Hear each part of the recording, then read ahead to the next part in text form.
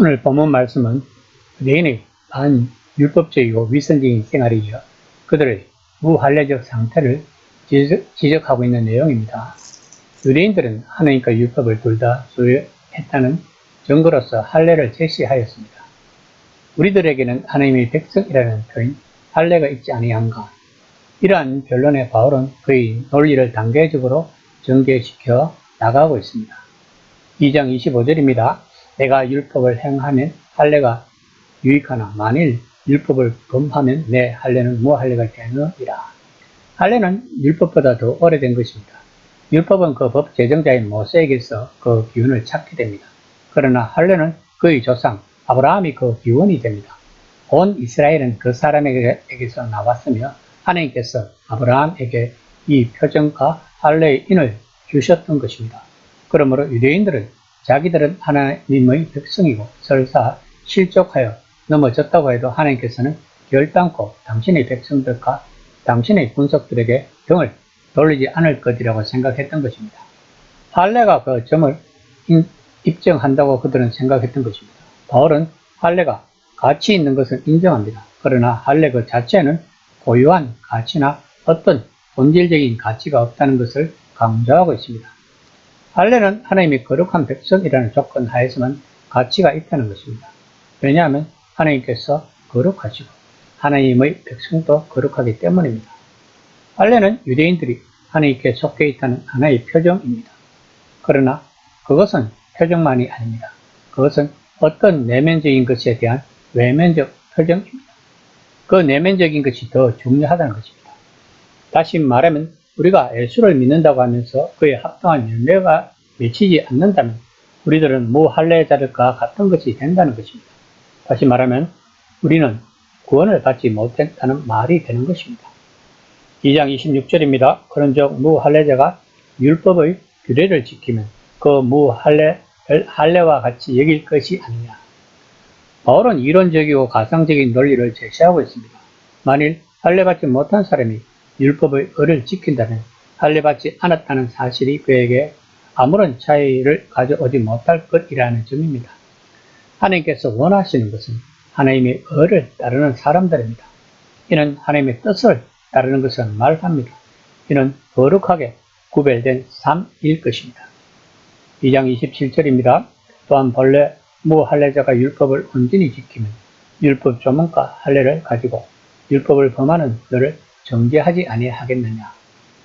바울이 말하고자 하는 요점은 사람으로 하여금 유대인 되게 하는 것은 자기가 어떤 특별한 민족에 속해 있다는 것이나 외면적인 지위가 아니라는 것입니다.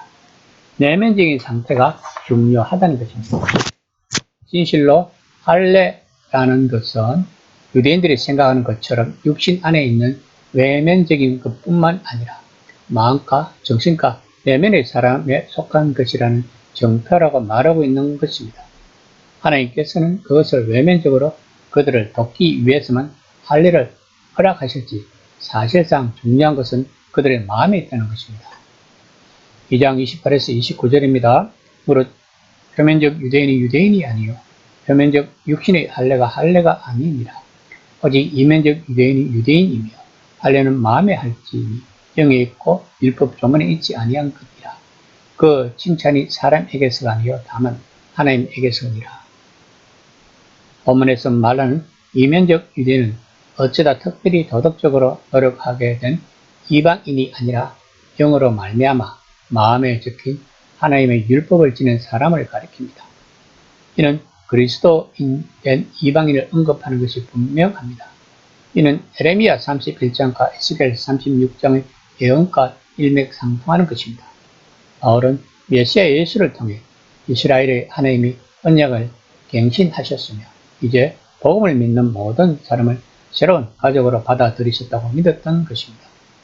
바울은 거룩하고 훌륭한 단어인 유대인을 택하여 하나님이 이방인의 마음속에 영으로 역사하셔서 율법의 참된 완성을 이루실 때 비록 유대인 가정에서 태어나지 않았다 할지라도 그를 유대인으로 불러야 한다고 선언하고 있는 것입니다.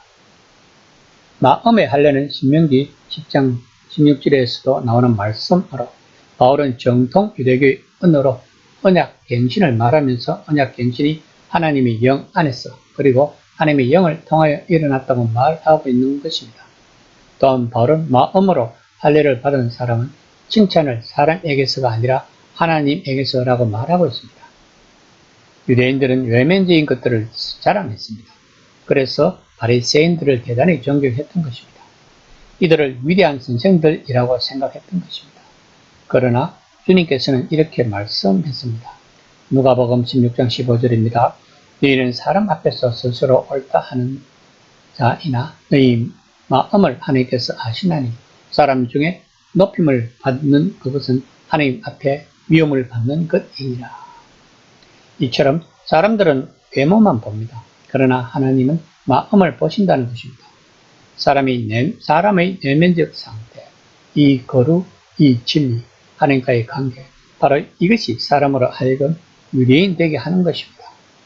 오늘날 기독교인들이 교회에 나간다는 사실, 그리고 자기의 이름이 교회의 장부에 기록되어 있다는 것에서 자기는 그리스도인이라고 생각하는 것은 할례를 의지하여 유대인들이 하나님의 백성이라고 생각하는 것과 같다는 것입니다. 또한 주의 성찬에 의지하여 자기는 견실한 그리스도인이라고 생각하는 교인들도 있을 것입니다. 그러나 우리는 주 예수 그리스도 외에는 어느 것도 의지해서는 안 된다는 것을 알아야 할 것입니다. 믿음이 우리를 구원하지 않습니다. 구원하시는 이는 예수 그리스도입니다.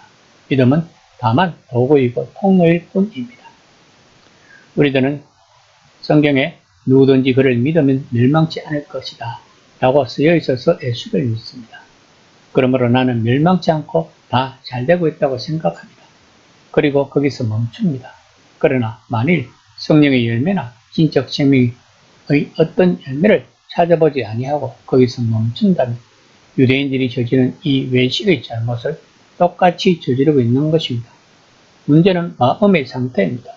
우리가 새로운 성품, 새로운 마음, 성령께서 거하시는 마음을 갖고 있느냐. 바로 그것이 우리가 진정으로 그리스도인이라고 주장할 만한 근거인 것입니다. 다시 말하면 거듭남이 있어야 한다는 것입니다. 이 시간에 한번 생각해 봅시다. 나는 무늬만 그리스도인인가?